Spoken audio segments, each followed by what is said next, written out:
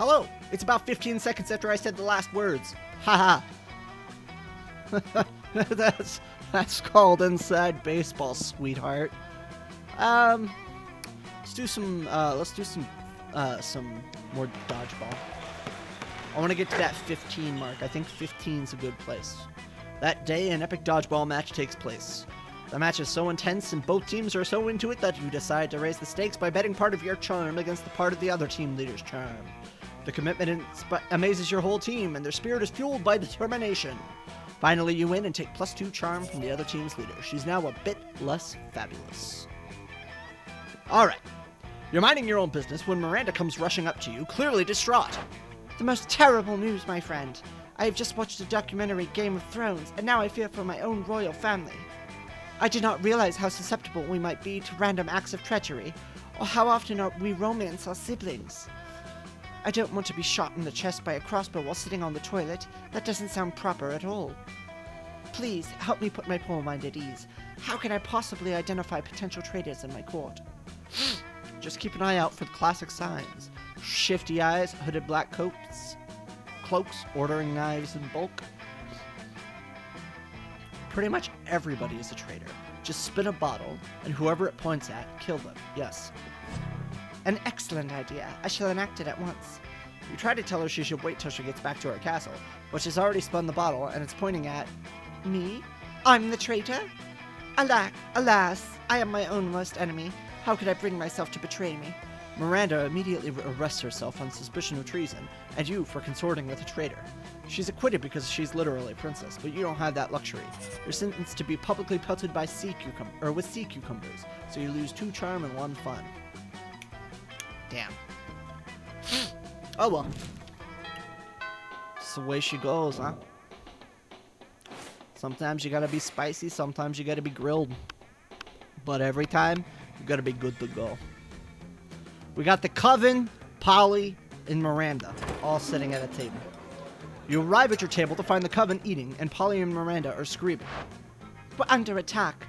Alarm, alarm, summon the guards. They're using their bizarro mind powers on me. The cute tall one is way less attractive evil twin. She uses shades just like me, clearly because of the evil twin thing. We're not attacking anyone. We're eating. What do you mean, less attractive? Lies, subterfuge. Ah, I can feel them in my brain, making me less cool and sexy. Ah. Every single lunch hour. You can't allow your friends to be attacked. Quick, save them from this fiendish menace. Joust them in Miranda's honor. You slap a colander on your head, a baking sheet on your chest, and a jousting lance under your arm. My hero, charge, vanquish the invaders. Whoa, hey, we don't want any trouble. We'll just move over there. Victory, the day is saved. Oh, valiantly fought, noble champion. Did those 3 just disintegrate into a pile of turtles? Or am I just super high? You think that question pretty much answers itself. I think we're doing okay on Miranda. Alright. We do need charm still. We're also low on boldness and creativity.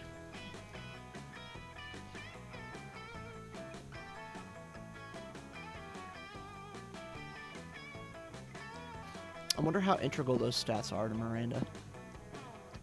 I'm gonna do charm. Just because I'm lazy. And I feel like it would be good to get that up.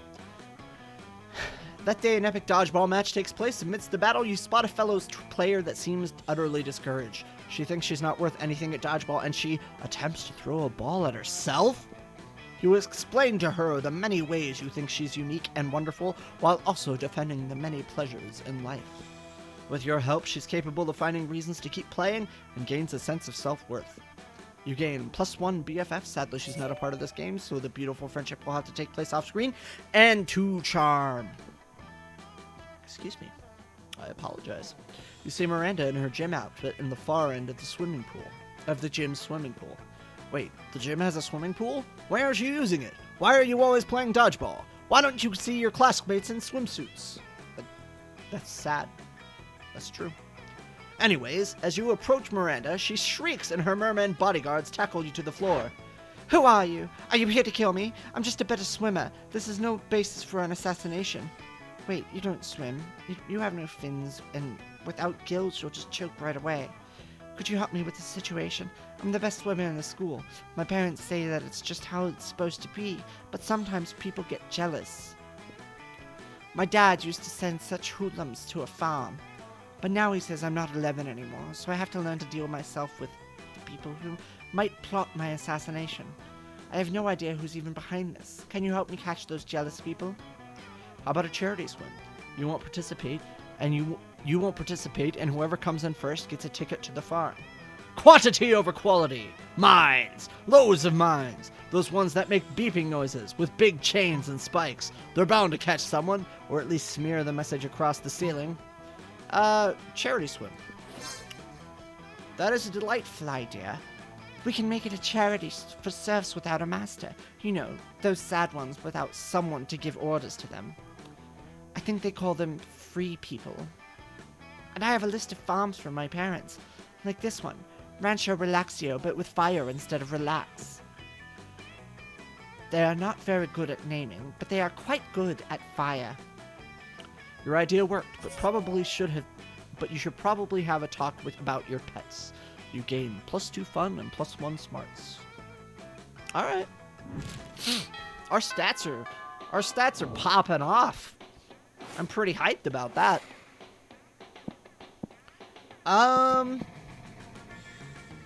Let's do creativity. I feel like creativity is important. That day, while rehearsing for the class play, you aren't especially good nor inspired. For once, it seems you aren't getting the classic creativity boost from the auditorium. But afterwards, while talking to your classmates, you're having trouble conveying your point in a discussion. So you decide to convey it through music. You start singing, and suddenly everyone else joins you in a kick-ass musical number. It's so amazing that the people with whom you were arguing totally get your point and change their minds once the song is over. You gain 2 creativity. Haha, beautiful. The magic of the theater. Nothing beats the particular brand of insanity and of an amateur production starring non-actors. You notice Miranda staring with admiration at Polly's costume. Such detail, such sparkle. What do the potions do? They're just props, Mary. I think they're filled with colored water. But imagine if they weren't. What wonderful things one could conjure up. A potion to attract princes. A potion to repel jerks. A potion to enhance beauty. A potion to repel jerks. Now you realize that spending the last term doodling cool potion ideas in your notebook wasn't useless at all. You picked the coolest potion idea in your notebook to impress them. A potion that transports the drinker deep into outer space to explore the vastness of the universe. A potion that gives mayonnaise flavor to whatever you put it in. Transports the drinker to deep outer space. I feel like that one could backfire. Because they're gonna die. But I'm gonna do it. Space, exploring the vastness of the universe. Damn it! I knew it was gonna backfire! I'm so stupid! Darling, I can barely handle the vastness of my everyday life. She does have a point. It is often difficult to feel entirely at ease here with so much going on. For everyone else, I assume. I, of course, only need to ask my serfs to complete menial tasks for me. You know, it turns out you can deprive serfs of many things. Money, family, happiness, most of the skin, but not air. Believe me, I know from experience. I knew it! I knew that was gonna be the problem! I'm so stupid! But mayonnaise flavor is not for everyone! Believe me, I know from experience. Space is clearly not a nice thing if it can't support regular servitude and slavery. Yeah, space sucks. Boo! You know what else sucks? You lose 2 smarts and 1 charm. God damn it! I'm so bad at this game! Poppy feet on my sofa! Don't sue me, Jerry Seinfeld. I am just a useless YouTube person who makes bad videos. You arrive at your chosen table to find Vera looking askance at Miranda's lunch, a single, very suspicious-looking apple. Miranda, honey, your apple seems to be pulsing with an unhealthy purple light. Oh, I'm sure it's just your imagination. It also has a skull on it, and it smells like lighter fluid. I don't think it's for eating. Of course it's for eating. It's a perfectly standard poison apple. You know, the sort that puts a princess to sleep for 100 years. You literally just admitted it's poison. I know, and I always said I wouldn't be the kind of princess who eats a poisoned apple. But how else will I ever find a prince to wake me with true love's kiss and live happily ever after with me? Girl, we need to have a little talk about feminism. You, back me up on this. Tell her she doesn't need to poison herself for the sake of a man. You don't need to eat that apple. The princes should be eating poison apples so that you'll kiss them. You don't need to eat that apple. There are plenty of eligible princes on hotprincefinder.com. Yes. That's not what A finder for hot princesses. Princes, not princesses. My gosh. What is this sorcery? I must see it at once. You pull up the website on your phone. You've already got it bookmarked for no reason. Goodness, it even lists their pedigrees. And you're right, not all of them are even looking for sleeping princesses. This one is only looking for a princess who is a frog. That will be much simpler to achieve. I only need to anger a minor witch. This isn't what I was going for at all. God, if you're that hungry for dick, just buy a damn hooker. Dick? Who said anything about dick? Real marriage is strictly a business arrangement. When it comes to romance, we are free to make our own decisions. That's good news for you, especially since Miranda seems to really like your suggestion. Oh, we're coming down to the wire, ladies and gentlemen, boys and girls, non-binary people of all ages. Okay. Well, let's go ahead and boost our charm up again. Dodgeball match takes place, yada yada yada, but the match isn't important as the human interactions within it. You're at your peak when you decide to go for the overkill and wink at one of your teammates. He's totally mesmerized. It's the most epic wink ever. Damn, you know how to win people's hearts. You gain 2 charm. As you wander around, talking to yourself like a weirdo, you notice Miranda walking around, talking to herself like a weirdo. She seems to be addressing an imaginary crowd. Oh, hello. I was just practicing my royal wave for when I'm crowned prom queen. I fear there is a lot to be learned before I ascend the throne. Naturally, as a princess, I am already great at wearing crowns, talking to cute animal friends, quelling rebellions through excess of force, and singing sweetly. But I lack the administrative experience. I have never so much as issued a decree.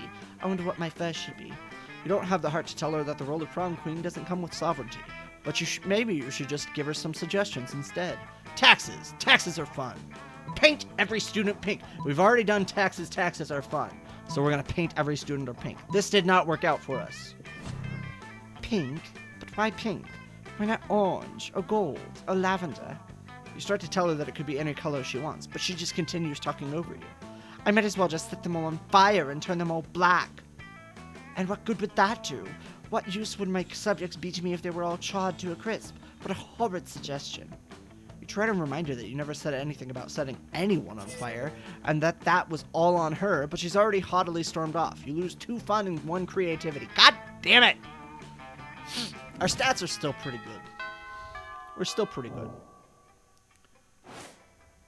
Alright. Week 6 morning. I'm hoping we passed enough checks. I'm gonna do the charm factory at the end of the day. I'm gonna go to class. That day you listen to your elders and learn valuable lessons. Sometimes after the monster nonsense and dating gimmicks, you forget that attending school is supposed to be the primary activity of this high school. You gain 2 smarts. At the end of class, Mr. Slenderman hands back your tests from last week. You look over at Miranda. Whoa, you haven't seen her this mad since she found out My Little Pony wasn't a documentary. Unbelievable. An F on my test, but I am the best at everything I do. Father always says so. My father. I simply know what must be the matter. Mr. Slenderman is simply defective. He must be replaced. Let me just go online and purchase a new teacher. Or is it hire? Do you hire teachers? This one looks good. Mr. Roboto, the robotic teacher who does exactly as you asked. But what's this? It seems this backwood school district requires some sort of reason to fire and replace a teacher. Apparently impudence isn't sufficient. Quick, help me come up with a reason for Mr. Slenderman should be fired. Ah, that's Slenderman. Mr. Slenderman? Are you kidding? I can show you at least a dozen images of him stalking children. Let's Photoshop him into a picture of a KKK meeting. Yes. We went with stalking children, by the way. A cursory Google image search for Slenderman with children yields thousands of extremely creepy results. You see Slenderman hanging out at playgrounds, at picnics, even in family photographs. This is disgusting. Do you see this? Sometimes he even has tentacles. This is not nearly as serious as giving me an F on my test, but it is still quite bad. The school authorities seem to think it's bad indeed. They fire Mr. Slenderman and replace him with Miranda's new robot teacher. Mr. Roboto gives everyone A's and buys everyone pizza. Everyone wins, except Mr. Slenderman, who's going to monster prison. You gain 2 fun and 1 smarts. Boom. That's how we roll, baby. All right. Our last lunch. You come up upon Damien sneering at Miranda's elaborate silverware spread while her eating serves chow down obediently at a neighboring table. I still don't get why you collect all these stupid forks and spoons and shit. I mean, the knives, even the knives really don't look that deadly. Silly boy, this silverware is not for killing. Things can be for stuff other than killing? That's lame as hell! It's basically useless! I mean, you don't even eat! Your serfs do it for you! Sorry, rude dog. Well, of course they do. But they're not using any of your silverware! Naturally they are. Serfs must eat with their hands, as befits lower classes. So you're saying this silverware collection has no practical purpose? Things have practical purposes? These two could go round and round like this forever, unless you say something to resolve the dispute.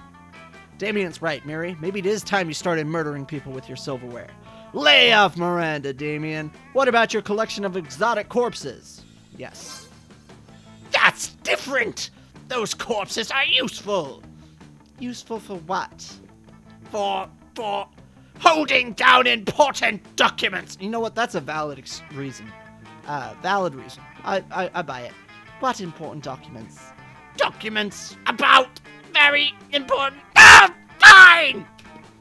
I guess I don't use the stupid corpses for anything. I just stack them in a shed and occasionally dress them up in silly costumes. There, are you happy? Extremely. Whatever, I'm gonna go play with my corpses! You stay behind with Miranda to admire her collection. She even teaches you how to use the romance fork. Smooth. All right. I think we're doing okay. I think we've got a chance. That's not a great chance, but you're telling me there's a chance. Last time, we're playing dodgeball today. Excuse me. Not the Rona. I apologize. Damien's voice kills my throat. I'm sure you're aware. That day, an epic dodgeball match takes place. Everything seems lost, but you deliver an inspirational speech that fuels your team's spirit, leading to a spectacular comeback. You're clearly a natural born leader. You gain 2 charm. Alright. You run into Miranda accidentally. It's kind of clumsy, yet kind of cute and romantic. For a second, you suspect. She rehearsed it? Hi, it's so funny running into you here. So random. Anyway, I've been wondering. I got my weekly allowance today, but I can't come up with anything fun to do. It's not much, just $1 million, but perhaps we could come up with something together. Something practical and amusing. A purge of your political opponents. I'd like to know more about you. Let's hire peasants to sing your story. Yes. Peasants? Peasants aren't suited to tell my story. Damn it! serious subject that only licensed jesters are allowed to reenact. Stephs get weird ideas from it. They think that the displacement of a village for a monument to my birth is somehow offensive. We don't want to give them any weird ideas, or any ideas at all. Peasants with ideas get rowdy. She asked you for a date idea, and you suggested exposition. You lose 2 smarts and 1 creativity. Damn it. Alright, well, here's hoping that we answered enough of Miranda's questions correct. Miranda, please go with me to prom. You beautiful fish. You genocidal fish. Alright. You finally pluck up the courage and ask your... Uh-oh, this is bad. Beloved to monster prom with you. What? I'm sorry to tell you this, my friend, but I think your princess is in another castle. It seemed pretty bleak, but you're a natural-born fighter. So you fought for the right to marry your own hands, since that seems like your last chance at finding love. Yay. Damn. Damn. We tried. Oh well.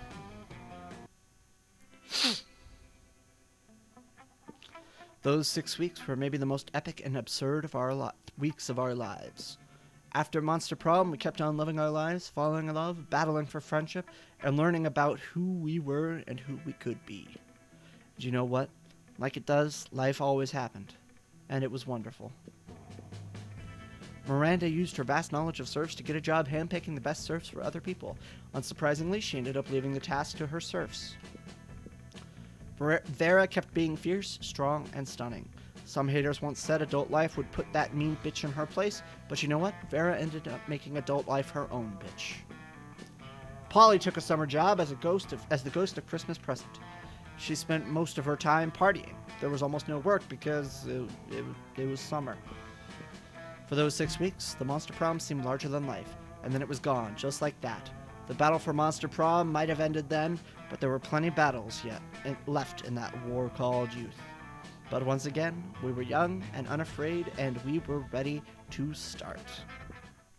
Well, disappointing, but we tried. We had fun. So, thank you very much for joining me today.